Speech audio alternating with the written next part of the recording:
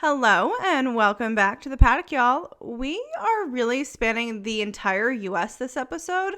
We have myself, Amy, in Massachusetts, and Chelsea, our lovely moderator behind the scenes, is in Florida with the East Coast with me. And then we have Miss Hanna in Texas, and Rachel is rounding us out in California, which is just like always fun when we get to just like span the U.S. because we are all over the place, y'all. We have a fun one for you tonight. It is still the F1 break, so we are giving you a much needed update on Formula One Academy and the talented women that have been on the grid this season. So grab a drink, grab a snack, and buckle up, y'all. Now, we still have 2 races left in the F1 Academy season this year. The first race that's coming up is in Qatar, November 29th to December 1st, and the final race of the season at Yas Island in the United Arab Emirates, December 6th to December 8th. So I am going to run us through the current standings so far, starting us off with drivers' standings. In P1 with 245 points, we have Abby Pulling with Roden Motorsport. In P2 with 150 points, we have Dorian Pin with Prema Racing. P3 with 120 points, we have Maya Wigu. I may have mispronounced her last name. I do apologize. Again, with Prema Racing. In P4 with 103 points, we have Chloe Chambers with Campos Racing. P5 with 101 points, we have Nuria Marti with Campos Racing. P6 with 87 points, we have Hamda Al-Kabasi with MP Motorsports. P7 with 57 points is Bianca Bustamante with ART Grand Prix. P8 with 36 points, we have Leah Block with ART Grand Prix. P9 with 24 points is Carrie Schreiner with Campos Racing. P10 with 22 points is Jessica Edgar with Roden Motorsport. P11 with 16 points, we have Oriella Nobles with Prema Racing. P12 with 13 points is Tina Huseman with ART Grand Prix. P13 with 13 points, we have Nina Graidman with Prema Racing. P14 with 13 points, we have Lola Levenfoss with Roden Motorsport. P15 with 12 points is Amna Al-Kabasi with MP Motorsports. P16 with 10 points is Emily DeHuse with MP Motorsport. P17 with 8 points is Ella Lloyd with Prema Racing. P17 with 0 points is Courtney Crone with Prema Racing. And P18 with 0 points is Rima Jalifi with Prema Racing. Now, I know you heard a lot of names there. Fun fact is Ella Lloyd, Nina Gadman, Courtney Crone, and Rima Jafali. Sorry if I said those names wrong. Apologize. We're actually all selected for wildcards for this year as entries onto the grid for a specific race and a specific race only. So you may be asking, the F1 Academy's wildcard initiative was actually introduced in 2024 to give more drivers the chance to race in the series. The program is intended to showcase up-and-coming talent and give the local drivers the chance to shine. Now, the team standings so far. First, we have Prema Racing for 419, MP Motorsports in second with 411, so they're really close there. In third place, we have Roden Motorsports with 320 points. Fourth, Art Grand Prix with 312. And then in fifth, Campos Racing with 252 points.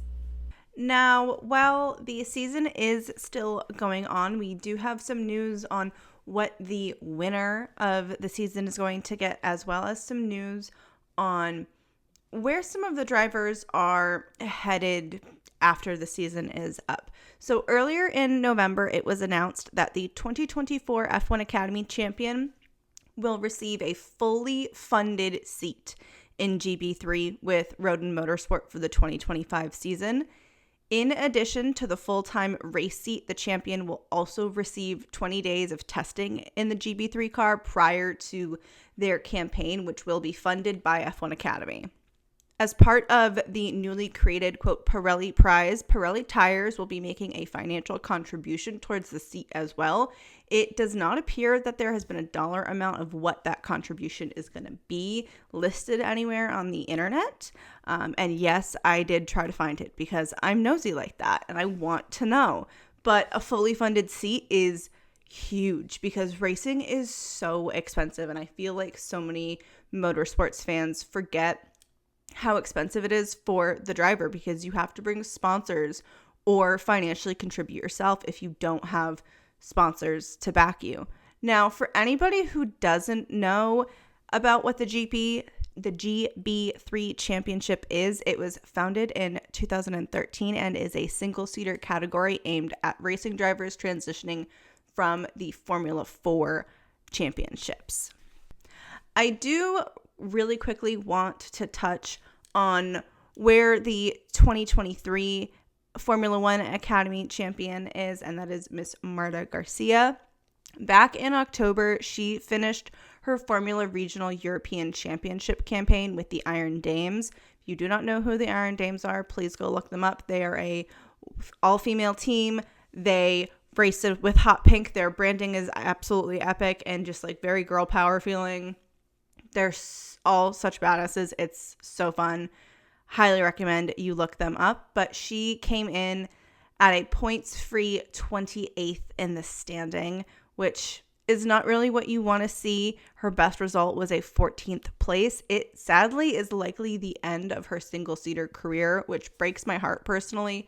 She put out a statement that kind of said that it's seeming likely that there's not going to be another single-seater opportunity for her. I really do hope that we get to see her continue in motorsport, and I really hope that we get a different experience for the 2024 championship winner because it's only been a year, and for her career to not be going anywhere just really hurts. It feels like she wasn't set up for the same kind of success that they were hoping for.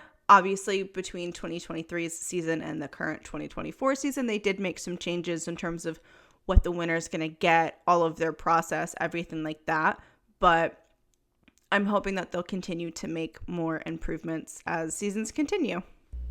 Yes, and then I just want to mention, since we're talking about Iron Dames, and there is actually a current F1 Academy girl on the grid who actually is also with Iron Dames. Dorian Pin is actually a part of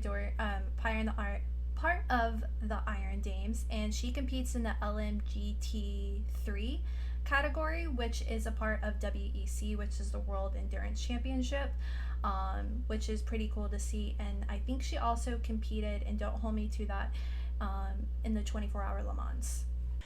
Iron Dames does compete in the 24 Hours of Le Mans. They're so cool. If people would want us to do a episode on Iron Dames, make sure you let us know on our social media if you want to see that from us. We really want to make sure that we are bringing you content that you want to see from us. So please, please, please make sure that you go and let us know on our socials, whether that's Instagram, Threads, Twitter, TikTok, Facebook, wherever it is, let us know. Shameless plug. We really appreciate all of the support. So just let us know what you want to hear. If you want an Iron Dames spotlight, we are more than happy to do it. I know I am more than happy to jump down that rabbit hole. So just let us know. Now, we do have some news on where some of the current girls on the grid are going and even some new additions to the grid for the 2025 season. So I am just going to run this down in the order that the news broke. And that is with the fact that Chloe Chambers is leaving Campos Racing and is going to be joining the Red Bull Ford Academy, which I think is super awesome because she's actually an American on the grid and Red Bull Ford is backed by Ford, American-based company. It's just a cute little moment. So far, she is the only confirmed returning member from the 2024 season. As of right now, as I said, the season is still going, but that's the only confirmation we have for her. Now, we do have a new addition to the grid for next season. It is a name that was previously mentioned, and that is Ella Lloyd. Ella is going to be joining Rodden Motorsport and replacing Bianca Bustamante in representing McLaren. She's 19 years old. She's from Wales. And she actually gets to make her first appearance in Papaya when she participates in the Formula E first ever women's test, which we will talk about a little later in this episode. I love that we're getting some new members and new names. I hadn't really heard of Ella until she did her wildcard appearance this season, honestly. Yeah, Ella's wildcard entry was round 5 of the F1 Academy season in Singapore, which is wild to me because, like, as we all know, Singapore is insanely humid and hot, and, like, I think the drivers have said it's the hardest race for them, so, like, good for her. She competed with a special livery and race suit to spotlight the F1 Academy Discover Your Drive program, which is, like, their global program aimed at changing the perceptions of motorsport and inspiring the next generation of female talent. So I love that that was spotlighted in her livery and her race suit, and she killed it. The other new addition that we have is Rafaela Ferreira, who is going to be joining VCARB. She is also 19 years old, and she is from Brazil. She's also 19 years old, and she is from Brazil. We've said it a million times on our episodes. We love new talent. I love that Formula One Academy is bringing us some names that at least I hadn't really heard of prior. Rafaela has not had a wildcard entry yet, so I'm really excited to see how next season goes for her. Now, while we don't have any other new additions to the grid that have been announced yet, we do have some news on who is leaving the Formula One Academy world coming into the 2025 season. And leaving us, we have both Amna and Hamda Al-Kabesi.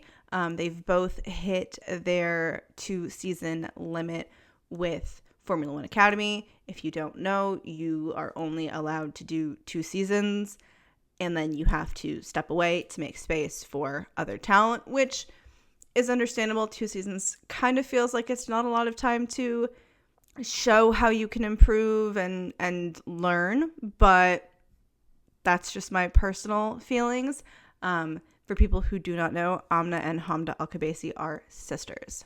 In addition to Amna and Hamda, the others that have hit their 2-season limit are Bianca Bustamante, Nerea Marti, Abby Pulling, who also looks like she's going to take home the crown, Emily Deus, if I pronounce that wrong, I'm so sorry, Jessica Edgar, Lola Lovenfoss, and Carrie Schreiner. I do agree. I think 2 seasons is a little too short, but I hope and I wish all the girls the best. I definitely feel like there needs to be 3 seasons. One for getting your feet off the ground, another for actually learning, advancing, and getting better, and then the third one is like full out. It's there. But that's just my personal opinion only. I do find hearing this a little bittersweet, but also exciting to see if some go to like the Formula 1, or not Formula 1, Formula 4, Formula 3, or like what other championship series did they go into. And like Rachel said, side note, I hope Abby gets a full ride seat somewhere. She deserves it. Especially with all the work that she's been doing with Alpine and winning this year, hopefully. Fingers crossed. Now, a lot of the Formula One Academy girls got to do an amazing experience. If you know me personally, you know that I love Formula E. I think it's super cool. And a lot of the women from Formula One Academy had this amazing experience because Formula E decided to just be like absolutely iconic and host the first ever all-women test session for an FIA championship series. It's, quote, the first of its, and this is a direct quote that I'm going to read. It says, "The first of its kind test in the all-electric championship provides elite women racing drivers with the opportunity to drive the new for the season 11 Gen 3 Evo race car, which is capable of a 0 to 60 mile per hour in just 1.82 seconds. And that is 30% faster than a current Formula One car, which is insane to think about. 30% faster than an F1 car. And you're letting women drive them when women aren't really like supposed to drive an F1 car. And yes, I'm putting air quotes around that because, like, women can do anything. We are badasses. Current F1 cars are not built for our bodies, but that is their problem, not ours. I said what I said. I'm saying it with my chest. My favorite part about this is the fact that Formula E did this proactively, launching this initiative as part of a broader long-term strategy to remove barriers and expand opportunities for women within the series. Hats off to y'all. Your organizers are iconic for this. I just think it's so badass. It isn't about just creating a one-off opportunity. It's about analyzing and actively dismantling the structural inequities that have limited women from participation and progress within the series as a whole. And I love them for this. I think it's so badass. And it gave me goosebumps when this came out. I had full body chills. When I found out about the Formula E test and the race, I was super happy due to the fact that this is just another monumental step for women in motorsports. I think we all can attest to this. I feel like since F1 Academy became a thing, so many doors have opened up for these women. And with Formula E's recent testing, it is incredible to see who all got to participate and just to see how many more doors open up after this. Not only for these women, but for women in general.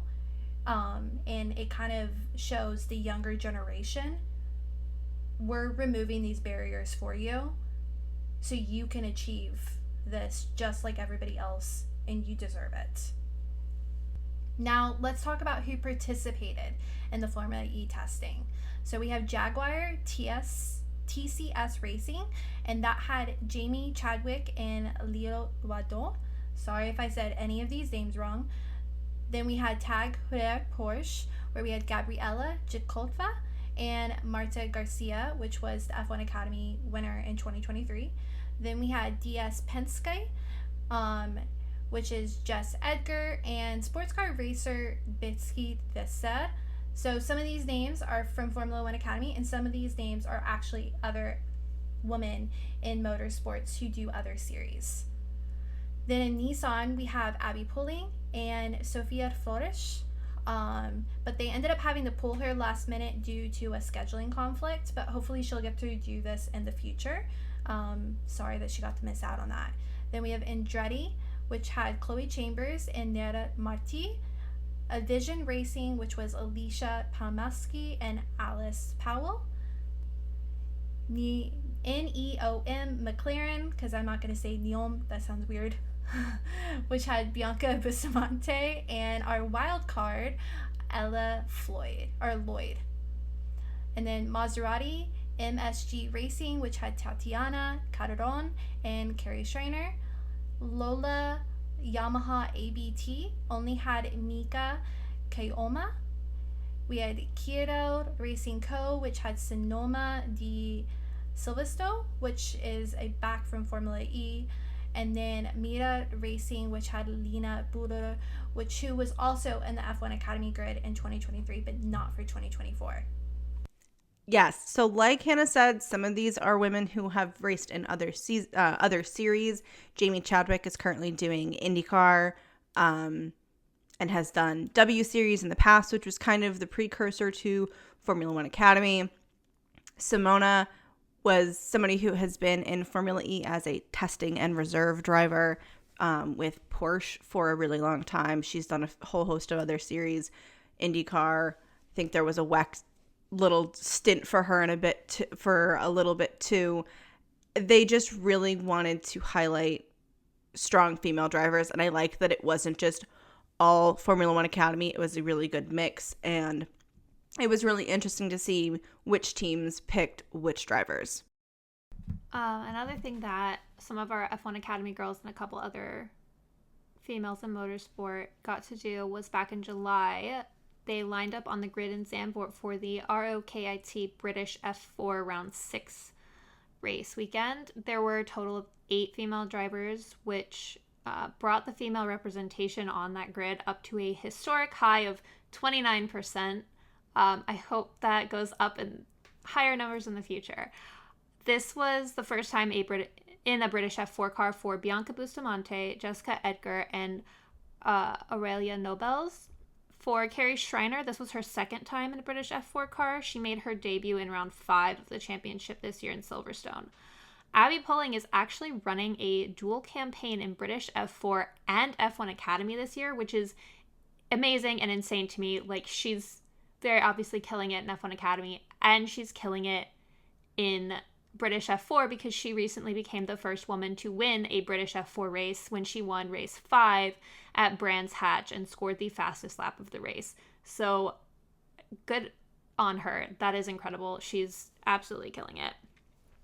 The 3 non-F1 Academy drivers were Ella Lloyd, who we know is also a wildcard entry and is going to be on the grid next year in 2025, Nina Gdaman, and Chloe Chong, who was an F1 Academy alum. I love that they got to be in British F4. I think this is a huge step forward, and I'm so excited to see where this goes. Now, we do need to touch on some just like F1 media that has happened or is coming. Some of it's just been teased that it is coming out. For people who may have potentially been living under a rock and missed the fact that the Ferrari boys were at the Gladiator premiere earlier in the week. They met Paul Mescal. I love Paul Mescal. That was a crossover I wasn't sure that I needed, but Ferrari today, it's Sunday as we're recording this, has teased out that Monday they are dropping a video of Paul Mescal and Carlos and Charles. And I do not know how I feel about this. I think it's about to send majority of F1 fandom into orbit. I'm not prepared. If you guys hear people freaking out, don't mind us.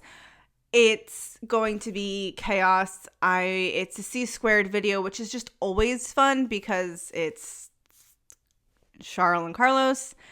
But like putting in Paul Mescal, I need to know how they got him to do this, partly. I have so many questions, Ferrari. I just want to say the Gladiator 2 premiere in Los Angeles is supposed to be tomorrow.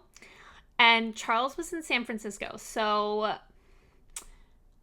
might have to skip work tomorrow and just see if see what happens. Praying that they will make a random appearance, because if Charles Leclerc is known for anything, it is side quests.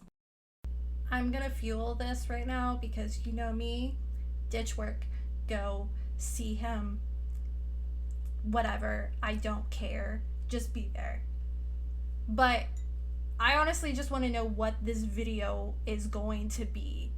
I just need some type of details, even if it's just like a clip. Like, don't put me in this philosophy. Like, is it going to be a racing video? Is it going to be a music video? Are you going to talk? Like, my head wants it all and needs just to know now. Like, are these guys going to be dressed up like gladiators? Actually, I would love that. Please, now make it happen. Carlos did say that he did see the original Gladiator. Now we probably saw it a little later in his life, because I think that came out when he was like 2. But definitely would love them in Gladiator's outfits. So if you're hearing this, please make that happen now. It wouldn't be the first time that Charles Leclerc has worn a gladiator costume. If you know, you know. The pictures are on the internet. I'm sorry, I have to bring it up. It would not be the first time that he has worn a gladiator costume. It does look like, from the teaser photos I saw, it looks like it's just like a question and answer thing. But like, I need to know what the topic is. Like, is it like personal driver cars? Like, what is about to be asked? I have so many questions and I have like no answers, but it's iconic. Can we get Paul Mescal in a hot lap in Vegas, please? Thank you. That is all. Where do I sign that petition? He did say he was going to be there. In an interview, he did say he was going to be at the Las Vegas Grand Prix, and he was standing right next to Charles and Carlos when that was said. So it is confirmed he is going to be there. If he does a hot lap, I will let you know. I will see it. Hannah, find this man for us all. We love you. Thank you. Now, as we said previously, Charles Leclerc is the king of side quests. I think the only other person who might potentially give him a run for his money is Lando Norris. But Charles Leclerc has given us fighter pilot Charles, and I did not know that I needed that in my life. If you do not follow Charles Leclerc on YouTube, what are you doing with your life? The content is perfection. His friend Antoine does all of the videography and photography and is a genius. I don't think I've ever seen anything prettier. That video was a literal work of art. It was super cool because he really, he got to do 2 days of flying. They really actually were we're going to give you a real, on-base medical check. We're going to put you in a simulator. We're going to teach you how you have to do emergency, eject. And it was the coolest video I think he's put out in a while. But it's just how many more side quests does one man need? Please, I need to know the answer because there has to be a limit, people. Couple of things. One, that video was incredible. I loved it. I also saw a video where someone was comparing us regular people in a fighter jet and hitting all of those G-forces, and people are passing out, and then it's F1 drivers, which it was I think just George and Lewis and a couple others, and of course they're not passing out. They hit 5 Gs in turns, and I think Charles got up to 8.5, and he was still conscious, which is crazy to me because I think I would be dead. Now, as far as Charles's side quest, can the next side quest be him learning how to cook? Because I think that would be very helpful for him. Savage! Where do I sign that? And can I watch? I just want to see whether or not it goes as a success, or do we burn down a building in the process? Either or, I'm here for it all. Please. I also would love to see him do. He's already done skiing. He's already done hiking up a mountain negative 20 degrees. Ooh, I would love. This sounds really chaotic, and I know they can't do it. I would love a skydiving video. I know no F1 manager is going to legally allow them to do this for medical reasons.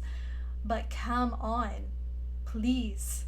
Especially over the Palms in Dubai. Come on now. I mean, Lewis Hamilton has jumped out of a plane before. Can we just get the Ferrari boys team bonding, jump out of a plane? Just once. Just once.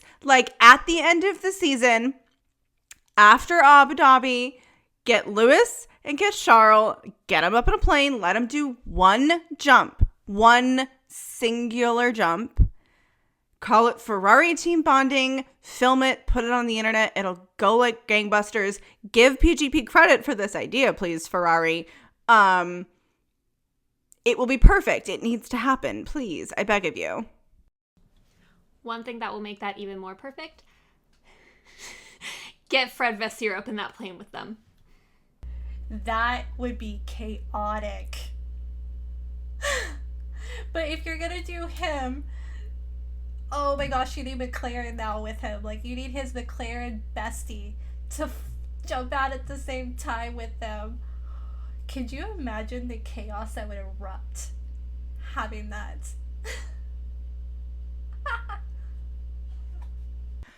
I can just picture Fred cowering in a corner because he's not going to want to do it. Fred feels like somebody who doesn't like heights. I don't know why. I relate to Fred on a very deep level. I love Fred. But I can just so picture Fred being all right, I'll go up with you, and just not jumping because he's going to be too scared. Even if he buddies with somebody, he's just going to be nope, I'm not doing it. Oh my God, I need the content. It would just be gold. I can already hear the cursing in French in my head. He would just push Charles and Lewis out. That's what he would do. I wouldn't be mad at that for the video content only. I would feel bad for them. in the moment because I know how terrifying it is to jump out of a plane for the very first time. But I can tell you, the ride up there is the worst part. The jumping out is not bad in any form of fashion. It's like you're on top of the world. It's just that going up, that anxiety of, holy hell, what's going on? Excuse my language. That's the worst part. You got this, guys. Come on. Yeah, the worst part is the anticipation.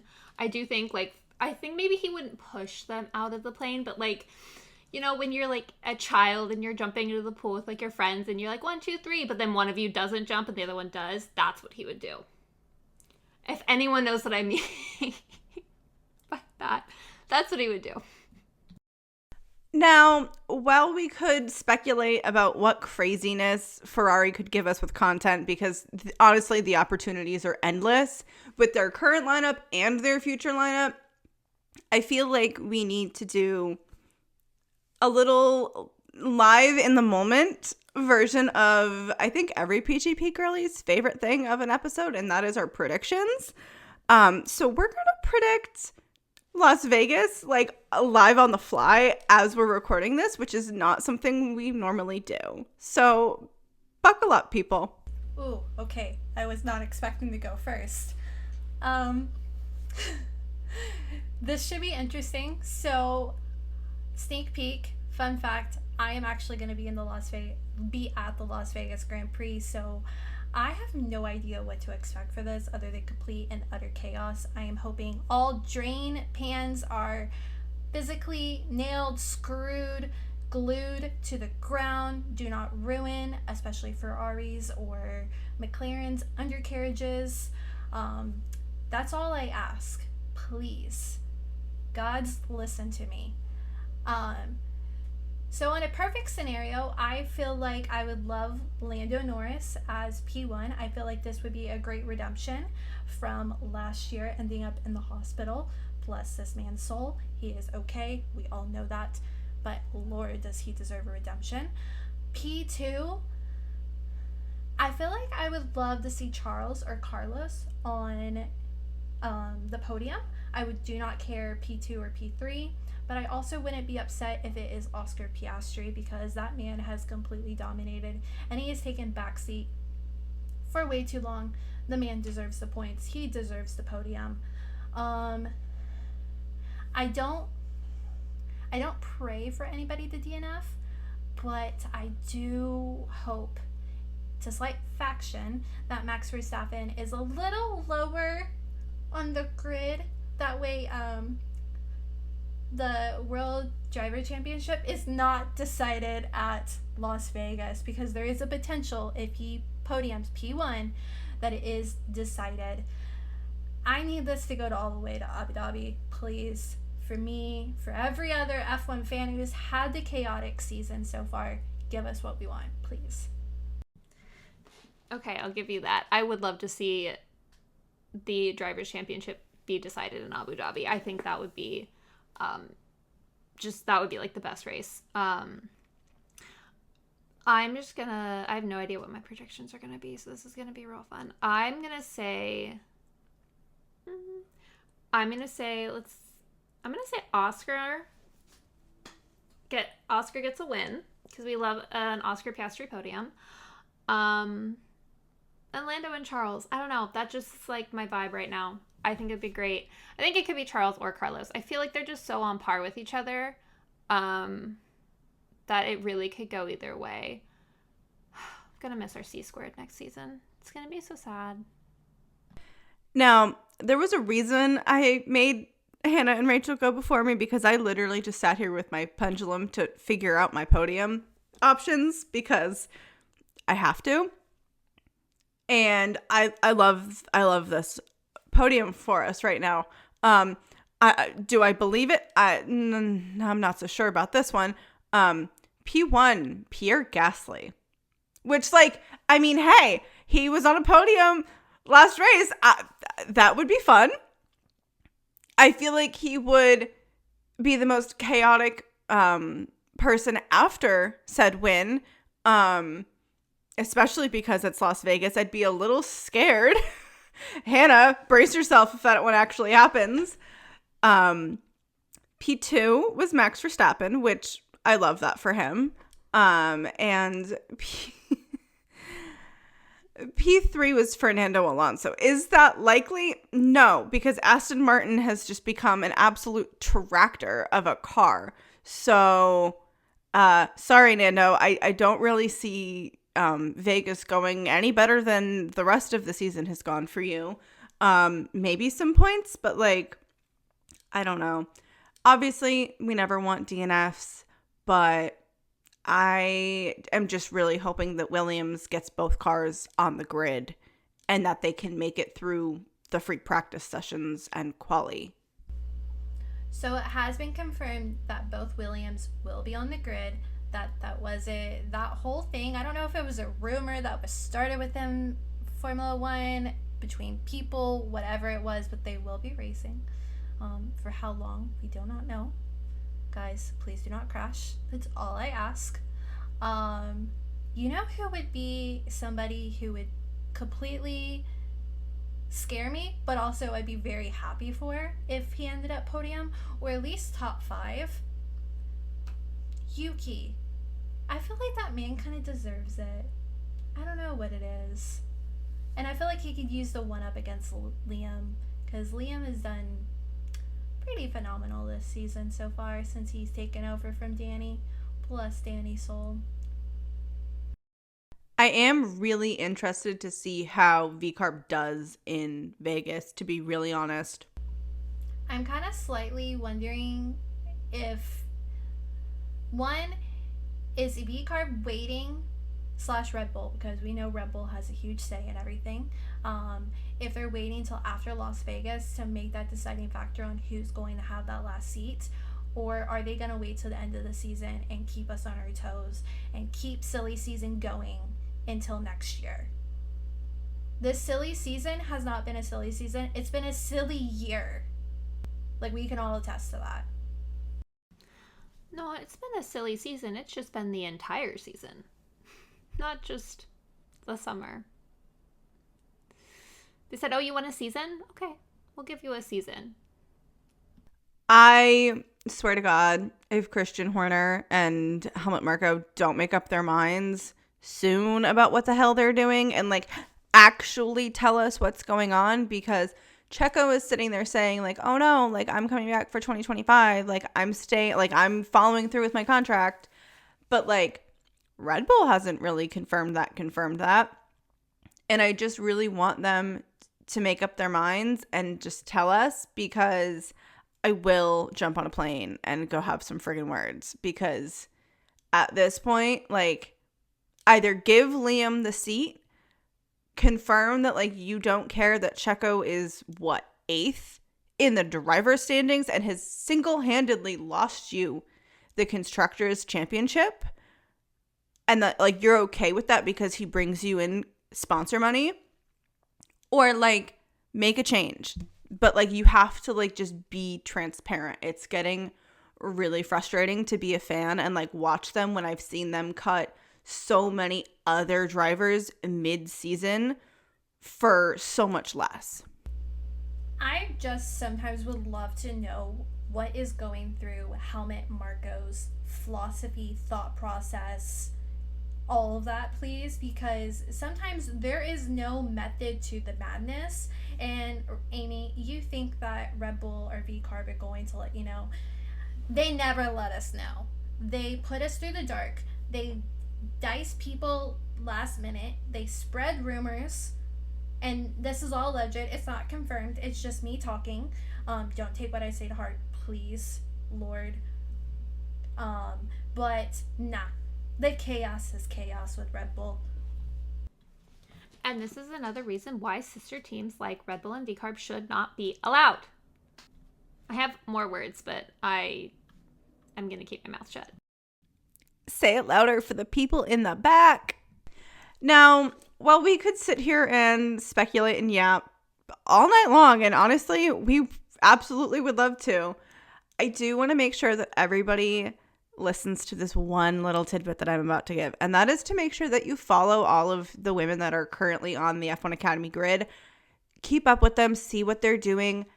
A big portion a big portion of how they're able to get sponsors has to do with what their following looks like, what their fan base looks like, how marketable are they.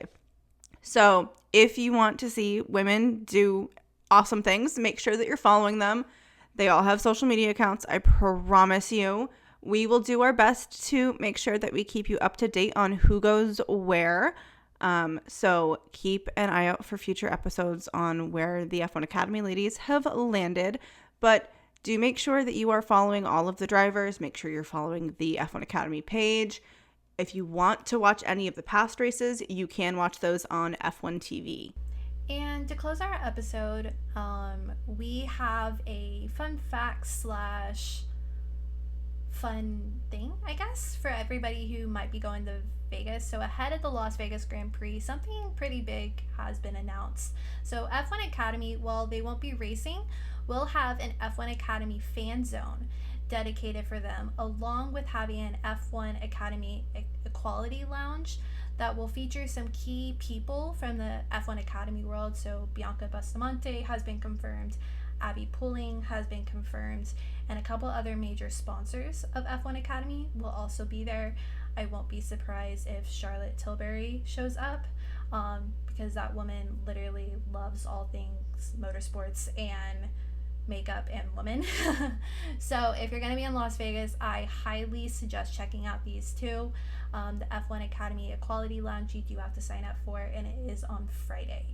So be there or be square. So, okay. Now, I enjoyed this episode talking about everything F1 Academy and F1 World, because I could yap, like Amy said, all day, every day. Let us know your thoughts on this episode of all things F1 Academy. Thank you for joining us in the paddock. As always, make sure you let us know your thoughts on the race on our socials. Everywhere we are Paddock Girls Podcast, except Twitter or X, where we are Paddock Girls Pod. Bonus points if you drop your pre-race predictions for Las Vegas on our threads. Amy will be dialing it all in and letting us know your thoughts. We can't wait for the last three races of the season. Have a good one. Bye. Bye. Bye.